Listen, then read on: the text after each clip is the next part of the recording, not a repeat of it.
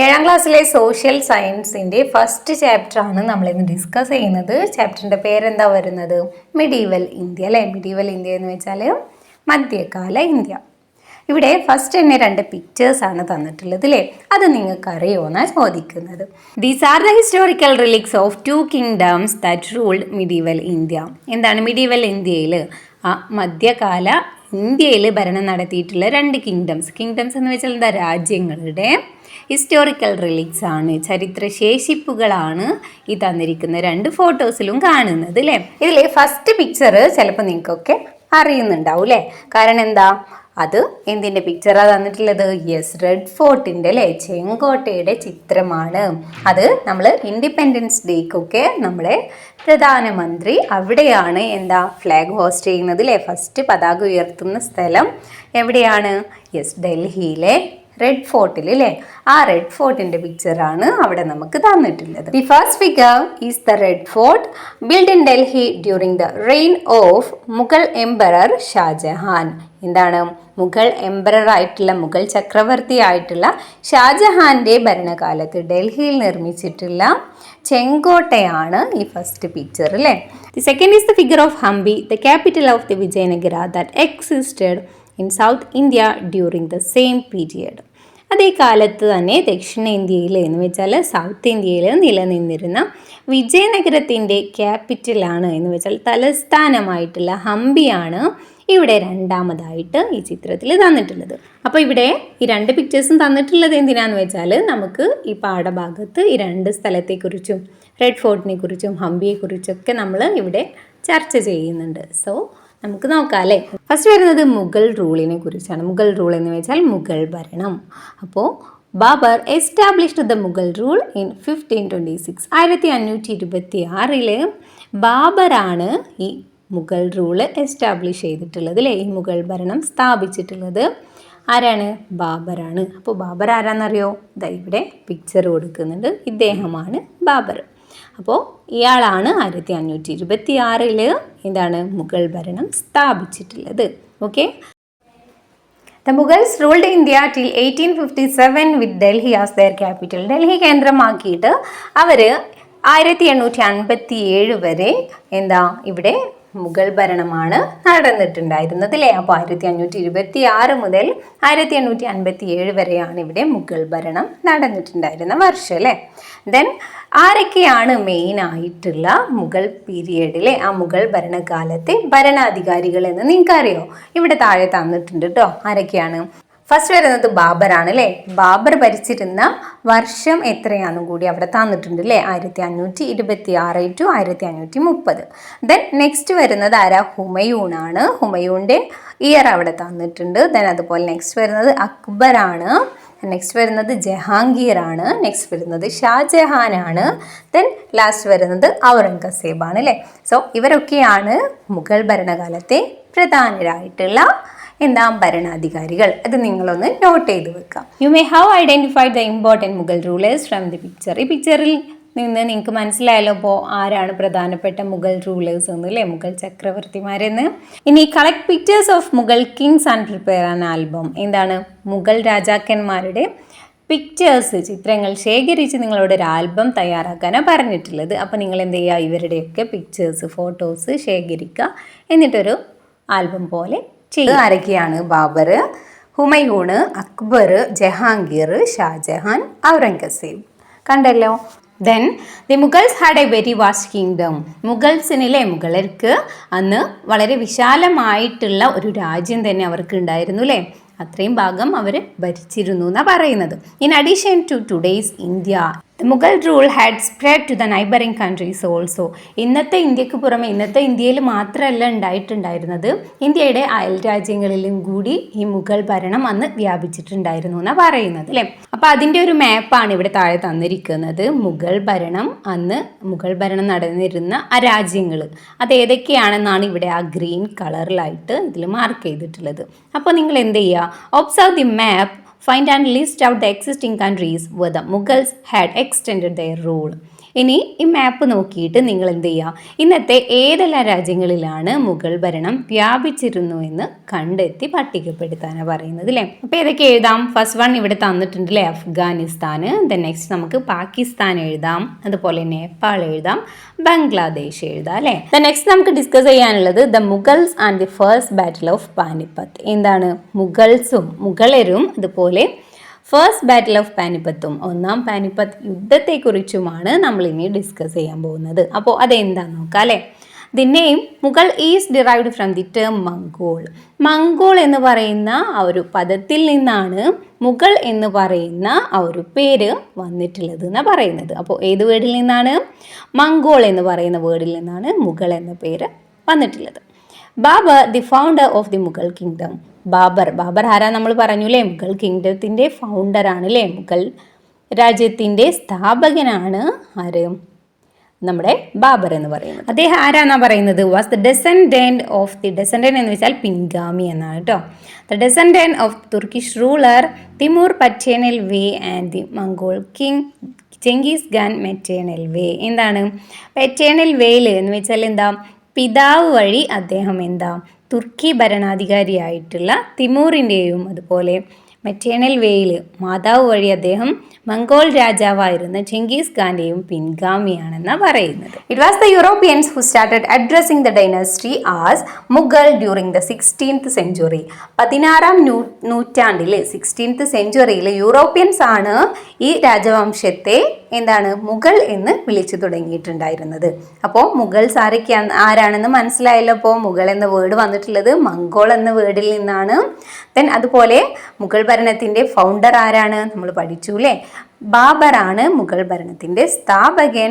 അതുപോലെ അദ്ദേഹം ആരാണ്? അദ്ദേഹം തുർക്കിഷ് റൂളർ ആയിട്ടുള്ള തിമൂറിൻ്റെയും ദെൻ മംഗോൾ കിങ് ആയിട്ടുള്ള ജെങ്കിസ് ഖാന്റെയും എന്താ പിൻഗാമിയാണ് അല്ലേ. ദെൻ അതുപോലെ തന്നെ 16ാം നൂറ്റാണ്ടിൽ യൂറോപ്യൻസ് ആണ് ഇവരെ, ഈ രാജവംശത്തെ മുഗൾ എന്ന് വിളിച്ചു തുടങ്ങിയിട്ടുണ്ടായിരുന്നത്. ഇപ്പൊ മനസ്സിലായല്ലോ. ഇനി നമുക്ക് ഫസ്റ്റ് ബാറ്റിൽ ഓഫ് പാനിപ്പത്ത് എന്താന്ന് നോക്കാം അല്ലേ. ഒന്നാം പാനിപ്പത്ത് യുദ്ധം എന്താണെന്ന് നോക്കാം. അപ്പോൾ ഇവിടെ തന്നിട്ടുണ്ടല്ലേ. In 1526 Ibrahim Lodhi the last ruler of the Lodhi dynasty and Babur the ruler of Kabul fort at Panipat in Haryana. എന്താണ്? ലോധി വംശത്തിലെ അവസാനത്തെ ഭരണാധികാരി എന്ന് വെച്ചാൽ ലാസ്റ്റ് റൂളർ ആയിട്ടുള്ള ഇബ്രാഹിം ലോധിയും അതുപോലെ തന്നെ കാബൂളിലെ റൂളർ ആയിട്ടുള്ള റൂളർ എന്ന് വെച്ചാൽ എന്താ? ഭരണാധികാരി അല്ലേ. കാബൂളിലെ ഭരണാധികാരിയായിട്ടുള്ള ബാബറും തമ്മിൽ ഹരിയാനയിലെ പാനിപ്പറ്റിൽ വെച്ച് ഏറ്റുമുട്ടുകയുണ്ടായി. In history this battle is referred as the first battle of Panipat. ചരിത്രത്തിൽ ഈ ഒരു ഏറ്റുമുട്ടലിനെയാണ് അല്ലെങ്കിൽ ഈ ഒരു യുദ്ധത്തെയാണ് ഫസ്റ്റ് ബാറ്റിൽ ഓഫ് പാനിപ്പത്ത് എന്ന്, ഒന്നാം പാനിപ്പത്ത് യുദ്ധം എന്ന് വിശേഷിപ്പിക്കുന്നത്. അപ്പോൾ എന്താണ് ഒന്നാം പാനിപ്പത്ത് യുദ്ധം എന്ന് ചോദിച്ചാൽ എന്ത് പറയും നമ്മൾ? 1526 ഈ ലോധി വംശത്തിലെ അവസാന ഭരണാധികാരിയായിട്ടുള്ള ഇബ്രാഹിം ലോധിയും അതുപോലെ കാബൂളിലെ ഭരണാധികാരിയായിട്ടുള്ള ബാബറും തമ്മിൽ ഹരിയാനയിലെ പാനിപ്പത്തിൽ വെച്ച് ഏറ്റുമുട്ടിയിട്ടുണ്ടായിരുന്നു. ആ ഒരു ഏറ്റുമുട്ടലിനെ അല്ലെങ്കിൽ ആ ഒരു യുദ്ധത്തെയാണ് നമ്മൾ ഒന്നാം പാനിപ്പത്ത് യുദ്ധം എന്ന് പറയുന്നത്. Babur laid the foundation of the Mughal rule in India through this victory. ഈ ഒരു യുദ്ധത്തിലെ വിക്ടറിയോടെ, ആ ഒരു യുദ്ധത്തിൽ വിജയിച്ചതോടെയാണ് ബാബർ ഇന്ത്യയിൽ മുഗൾ ഭരണം സ്ഥാപിച്ചിട്ടുണ്ടായിരുന്നത്. അപ്പോൾ ഒന്നാം പാനിപ്പറ്റ് യുദ്ധവും മുഗൾ ഭരണവും തമ്മിലുള്ള കണക്ഷൻ നിങ്ങൾക്ക് മനസ്സിലായല്ലോ. എന്താണ്? ഒന്നാം പാനിപ്പറ്റ് യുദ്ധത്തിൽ ഇബ്രാഹിം ലോധിയും ബാബറും തമ്മിലുള്ള ആ ഒരു യുദ്ധത്തിൽ ബാബർ വിജയിച്ചതിനെ തുടർന്നാണ് എന്താണ് ഇന്ത്യയിൽ മുഗൾ ഭരണം സ്ഥാപിച്ചിട്ടുള്ളത്. Okay, clear. ഇനി നെക്സ്റ്റ് എന്താണ്? ഇവിടെ എംപറർ അക്ബറിനെ കുറിച്ച്, അക്ബർ ചക്രവർത്തിയെ കുറിച്ചുള്ള ഒരു നോട്ടാണ് തന്നിട്ടുള്ളത് അല്ലേ. നമുക്ക് നോക്കാം. Emperor Akbar who shook the east passed away. എന്താണ്? കിഴക്കിനെ വിറപ്പിച്ച അക്ബർ ചക്രവർത്തി നിര്യാതനായിരിക്കുന്നു. Akbar was indeed a great emperor. Akbar തീർച്ചയായും മഹാനായ ഒരു ചക്രവർത്തിയായിരുന്നു. Even while having great command over his subjects, they all loved him, respected him and was always submissive to him. ഒരേ സമയം പ്രജകളിൽ നിന്ന് സ്നേഹവും ബഹുമാനവും വിധേയത്വവും ലഭിച്ചുകൊണ്ട് തന്നെ അജ്ഞാത ശക്തി നിലനിർത്താൻ അദ്ദേഹത്തിന് സാധിച്ചിട്ടുണ്ടായിരുന്നു. He administered equal justice without any distinction of high low castes familiar or unfamiliar. എന്താണ് ഹൈ ലോ കാസ്റ്റസ് ഒന്നും നോക്കാതെ, എന്ന് വെച്ചാൽ എന്താ ഉയർന്ന ജാതിയാണോ താഴ്ന്ന ജാതിയാണോ എന്നൊന്നും നോക്കാതെ, അതുപോലെ അപരിചിതരാണോ അതുപോലെ പരിചിതരാണോ എന്നൊന്നും നോക്കാതെ അദ്ദേഹം എല്ലാവർക്കിടയിലും എന്താ തുല്യനീതി നടപ്പാക്കിയിട്ടുണ്ടായിരുന്നു. He considered Hindu Christian Muslim alike. അതുപോലെ ഹിന്ദുവിനെയും മുസ്ലിമിനെയും ക്രിസ്ത്യനെയും ഒരുപോലെ അദ്ദേഹം കൺസിഡർ ചെയ്തിട്ടുണ്ടായിരുന്നു. He treated the strong with force and the weak with mercy. He was loved by all. എന്താണ് അദ്ദേഹം സ്ട്രോങ് ആയിട്ടുള്ള ആളുകളെ, ശക്തരായിട്ടുള്ള ആളുകളോട് ശക്തമായിട്ടും അതുപോലെ തന്നെ വീക്കായിട്ടുള്ള ആളുകളോട് അശക്തരോട് കരുണയോടെയുമാണ് അദ്ദേഹം പെരുമാറിയിട്ടുണ്ടായിരുന്നത്. He was loved by all. അതുകൊണ്ട് തന്നെ എല്ലാവർക്കും അദ്ദേഹം പ്രിയപ്പെട്ടവനായിരുന്നു. This is an obituary written by Jesuit priest Pierre Jarrick after the death of Emperor Akbar. Akbar ചക്രവർത്തിയുടെ മരണത്തിന് ശേഷം ജെസ്യൂട്ട് പ്രീസ്റ്റ് പിയറി ജാരിക് എഴുതിയിട്ടുള്ള ഒരു അനുശോചന കുറിപ്പാണ് ഇവിടെ തന്നിട്ടുള്ളത് അല്ലേ. What can you understand about the Mughal ruler Akbar from the above note. ഈ മുകളിൽ തന്നിട്ടുള്ള ആ കുറിപ്പിൽ നിന്ന് മുഗൾ ചക്രവർത്തിയായിട്ടുള്ള അക്ബറിനെ കുറിച്ച് നിങ്ങൾക്ക് എന്തൊക്കെയാണ് മനസ്സിലായതെന്നാണ് ചോദിച്ചിട്ടുള്ളത് അല്ലേ. അതിവിടെ താഴെ എഴുതാനും പറഞ്ഞിട്ടുണ്ട്. ഫസ്റ്റ് പോയിന്റ് അവിടെ തന്നിട്ടുണ്ട്, Akbar was a powerful ruler. Akbar ഒരു പവർഫുൾ റൂളർ ആയിരുന്നു അല്ലേ. അക്ബർ ഒരു അതിശക്തനായ ചക്രവർത്തിയായിരുന്നു. Then next, justice without any distinction of high low castes familiar or unfamiliar. ഉയർന്ന താഴ്ന്ന വിഭാഗങ്ങൾ എന്ന തരംതിരിവില്ലാതെയും അതുപോലെ ഫെമിലിയർ ആണോ ഫെമിലിയർ ആണോ എന്ന വ്യത്യാസമില്ലാതെയും അദ്ദേഹം തുല്യനീതി നടപ്പാക്കിയിട്ടുണ്ടായിരുന്നു. നെക്സ്റ്റ് പോയിന്റ് എന്ത് എഴുതാം? He considered Hindu Christian Muslim alike. Hindu Christian Muslim വേർതിരിവില്ലാതെ എല്ലാവരെയും തുല്യമായി കൺസിഡർ ചെയ്തു അല്ലേ, പരിഗണിച്ചിട്ടുണ്ടായിരുന്നു. Next, he treated the strong with force and the weak with mercy. കരുത്തരോട് ശക്തമായും അശക്തരോട് കരുണയോടെയും അദ്ദേഹം പെരുമാറിയിട്ടുണ്ട്. അപ്പോൾ ഇതൊക്കെ ആ മുകളിൽ ആ ബോക്സിൽ തന്നിട്ടുള്ളത് തന്നെയാണ് അല്ലേ. അപ്പോൾ അത് നിങ്ങൾ എഴുതാം. ദെൻ in 1575 Akbar built ഇബാദത്ത് ഖാന in his new capital Fatehpur Sikri. അദ്ദേഹത്തിൻ്റെ പുതിയ തലസ്ഥാനമായിട്ടുള്ള ഫത്തേപൂർ സിക്രിയിൽ അക്ബർ 1575 ഇബാദത്ത് ഖാന പണി കഴിപ്പിക്കുകയാണ് ചെയ്യുന്നത്. Scholars and dignitaries of various religious used to gather here. എന്തിനു വേണ്ടിയിട്ട് ഇബാദത്ത് ഖാന പണി കഴിപ്പിച്ചിട്ടുള്ളത്? വിവിധ മതങ്ങളിലുള്ള പണ്ഡിതന്മാരും പ്രമുഖരുമായിട്ടുള്ള വ്യക്തികളെല്ലാവരും കൂടി അവിടെ ഒരുമിച്ച് കൂടി ചർച്ചകളൊക്കെ നടത്താറുണ്ട് അല്ലേ. അതിനു വേണ്ടിയിട്ടാണ് അങ്ങനെ തയ്യാറാക്കിയിട്ടുള്ളത്. These discussions speak volumes about Akbar's policy of religious tolerance. അക്ബറിന്റെ മതസഹിഷ്ണുതാ നയം എന്ന് വെച്ചാൽ നമ്മൾ പറഞ്ഞൂലേ മുകളിൽ അക്ബർ എന്തായിരുന്നു, മതത്തിന്റെ പേരിലോ ജാതിയുടെ പേരിലോ ഒന്നും തരംതിരിവ് കാണിക്കാത്ത വ്യക്തിയായിരുന്നു എന്ന് പറഞ്ഞിട്ടുണ്ടായിരുന്നു അല്ലേ. ആ ഒരു കാര്യത്തിനുള്ള ഒരു ബെസ്റ്റ് എക്സാമ്പിൾ ആയിരുന്നു ഈ ഇബാദത്ത് ഖാന എന്ന് പറയുന്നത്. Then Akbar created Din Ilahi, his visionary religion, by combining the good aspects of all religions. അങ്ങനെ അക്ബർ എന്ത് ചെയ്തു? ഈ എല്ലാ മതങ്ങളുടെയും നല്ല വശങ്ങൾ കോർത്തിണക്കിക്കൊണ്ട് അക്ബർ രൂപം കൊടുത്തിട്ടുള്ള ഒരു വിഷണറി റിലീജിയൻ, ഒരു ദർശനമുണ്ടായിരുന്നു. എന്താ അതിൻ്റെ പേര്? ദീൻ ഇലാഹി. പീസ് ടു ഓൾ ഓർ സുൽഹി കുൽ is the core of this vision. ആ ഒരു വിഷന്റെ, ആ ദീൻ ഇലാഹിയുടെ കാതൽ എന്ന് പറയുന്നത്, അതിൻ്റെ മെയിൻ ലക്ഷ്യം എന്ന് പറയുന്നത് എന്തായിരുന്നു? പീസ് ടു ഓൾ എന്ന് വെച്ചാൽ എല്ലാവർക്കും സമാധാനം എന്നതായിരുന്നു. He aimed to clarify the idea that all visions are for the welfare of human beings. എല്ലാ ദർശനങ്ങളും മനുഷ്യരുടെ ക്ഷേമത്തിന് വേണ്ടിയുള്ളതാണ് എന്ന ആശയം വ്യക്തമാക്കുകയായിരുന്നു അദ്ദേഹത്തിൻ്റെ ലക്ഷ്യം. The abolition of the religious tax called jizya proved that Akbar followed tolerance in the administrative field as well. അതുപോലെ അദ്ദേഹം ജസിയ എന്ന് പറയുന്ന മതനികുതി നിർത്തലാക്കിയിട്ടുണ്ടായിരുന്നു അല്ലേ. സോ ഇതിലൂടെ നമുക്ക് എന്ത് മനസ്സിലാക്കാം? ഭരണരംഗത്തും അദ്ദേഹം സഹിഷ്ണുതാ നയം പിന്തുടർന്നിട്ടുണ്ടായിരുന്നു എന്നതിനുള്ള ഒരു തെളിവാണ് ഇതിലെ. People from all sects were treated equally in all spheres of the Mughal rule. അങ്ങനെ മുഗൾ ഭരണത്തിൻ്റെ എല്ലാ മേഖലകളിലും എല്ലാ മതസ്ഥരെയും തുല്യമായിട്ടായിരുന്നു അവർ പരിഗണിച്ചിട്ടുണ്ടായിരുന്നത്. രാജ ടോഡർമാൽ, രാജ മാൻസിംഗ്, രാജ ഭഗവൻ Das and Birbal were prominent among those who held high positions in the royal court of Emperor Akbar. ഇവിടെ ഈ പറഞ്ഞിട്ടുള്ള വ്യക്തികളെല്ലാം തന്നെ അക്ബർ ചക്രവർത്തിയുടെ രാജസദസ്സിൽ ഏറ്റവും ടോപ്പ് പൊസിഷനിൽ ഉന്നത സ്ഥാനം വഹിച്ചിട്ടുള്ള വ്യക്തികളാണ് അല്ലേ? ആരൊക്കെയാണ്? രാജ ടോഡർമാൾ, രാജ മാൻസിംഗ്, രാജ ഭഗവൻദാസ്, ദെൻ ബീർബൽ. ഓക്കെ, അപ്പൊ മനസ്സിലായല്ലോ. ദെൻ ഇതിന് താഴെ ഒരു ക്വസ്റ്റ്യൻ തന്നിട്ടുണ്ട് അല്ലേ. What was Akbar's aim in building Ibadat Khana? Make notes. എന്താണ് അക്ബർ ഇബാദത്ത് ഖാന പണി കഴിപ്പിച്ചതിന്റെ ലക്ഷ്യം എന്തായിരുന്നു എന്നാ ചോദിക്കുന്നത്. എഴുതാനാ പറഞ്ഞിട്ടുള്ളത്. നമ്മൾ മുകളിൽ പറഞ്ഞിട്ടുണ്ടായിരുന്നു the aim of the Ibadat Khana build by Mughal emperor Akbar at Fatehpur Sikri was to facilitate religious debates and discussions among scholars and dignitaries of various faiths. വിവിധ മതങ്ങളിലെ പണ്ഡിതർക്കും പ്രമുഖർക്കും ഇടയിൽ മതപരമായ സംവാദങ്ങളും ചർച്ചകളും സുഗമമാക്കുക എന്നതായിരുന്നു ഫത്തേപൂർ സിക്രിയിലെ മുഗൾ ചക്രവർത്തി അക്ബർ നിർമ്മിച്ച ഇബാദത്ത് ഖാനയുടെ മെയിൻ ആയിട്ടുള്ള ലക്ഷ്യം എന്ന് പറയുന്നത് അല്ലേ. Mughal sultan Jahangir recorded in his memoir Tuzuk-i-Jahangir that Akbar had ordered his followers.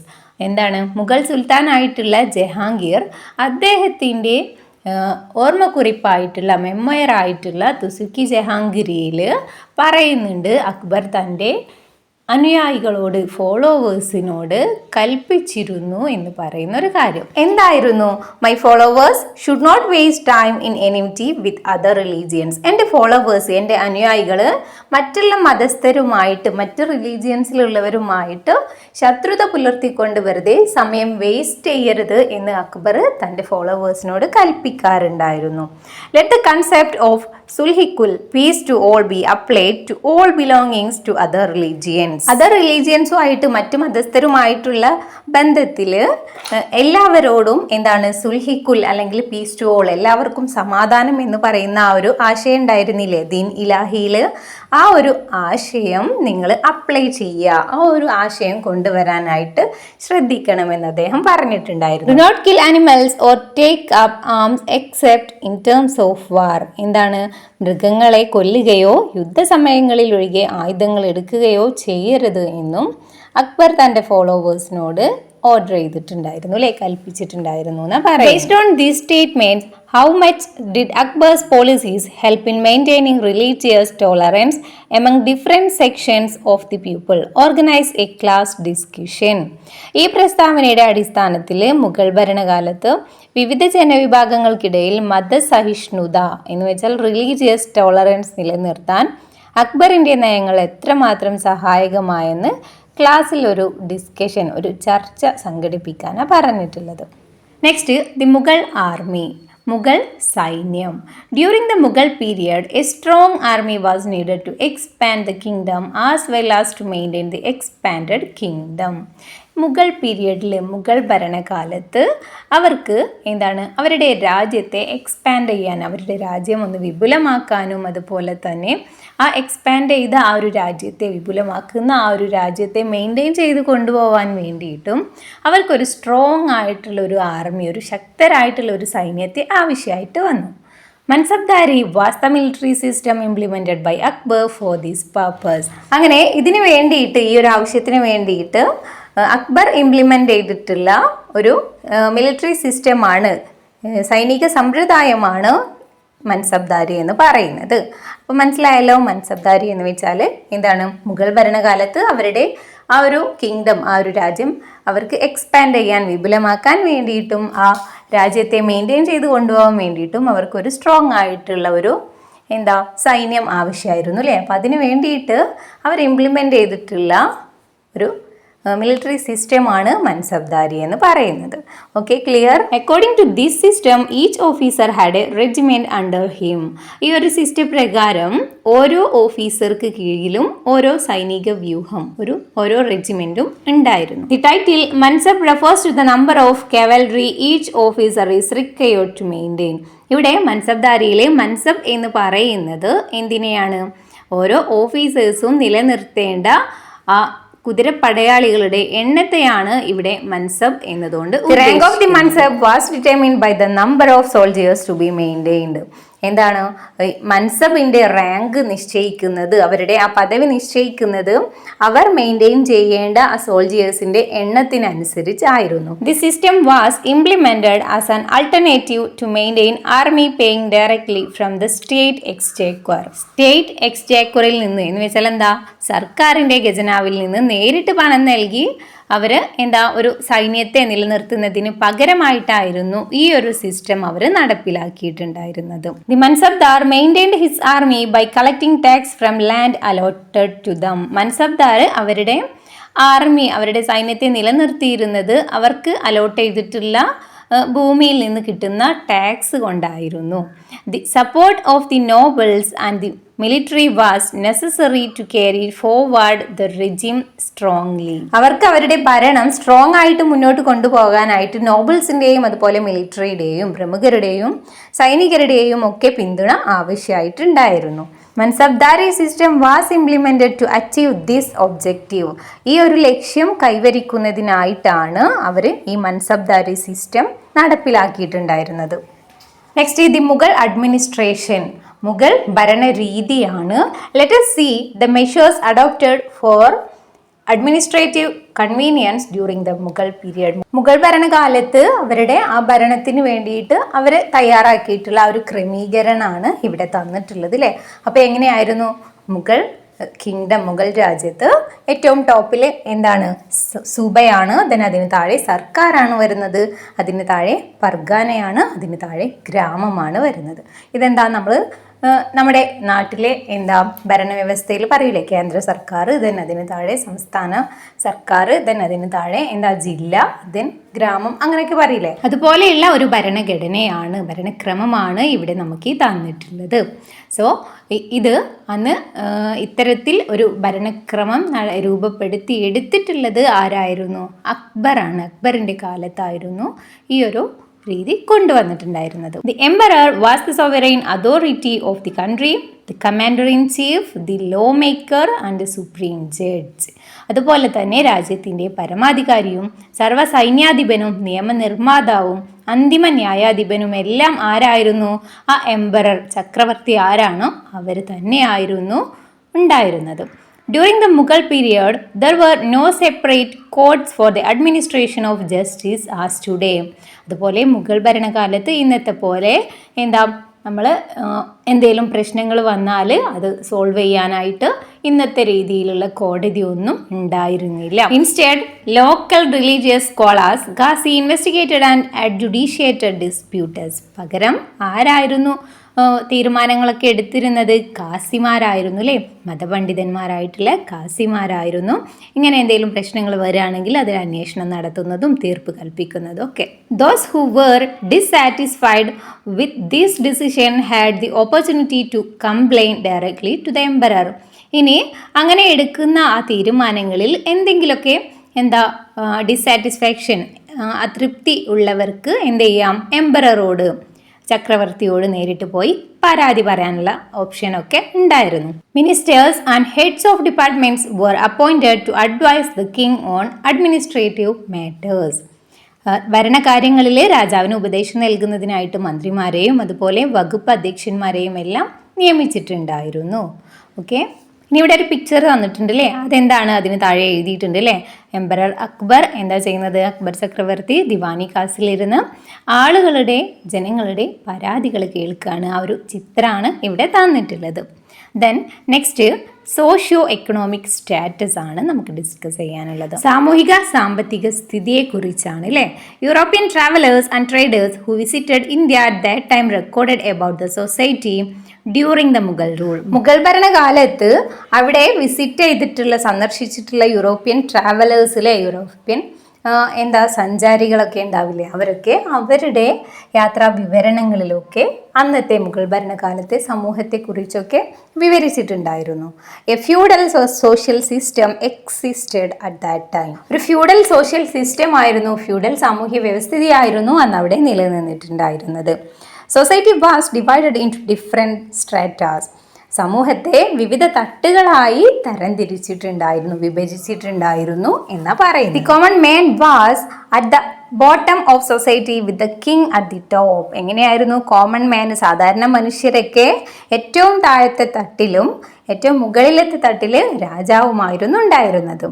Standard of living of the people depends on wages and income. അവരുടെ വേജിലെ അവരുടെ സാലറി എത്രയാണോ, വരുമാനം എത്രയാണോ, അതിനൊക്കെ ആശ്രയിച്ചായിരുന്നു അവരുടെ ജീവിത നിലവാരം ഉണ്ടായിരുന്നത്. Most of the people were farmers. മിക്കവാറും ആളുകളെല്ലാം തന്നെ ഫാമേഴ്സ് ആയിരുന്നു, അല്ലെ, കർഷകരായിരുന്നു. Caste system existed among them. അവർക്കിടയിൽ ജാതി വ്യവസ്ഥ നിലനിന്നിരുന്നു.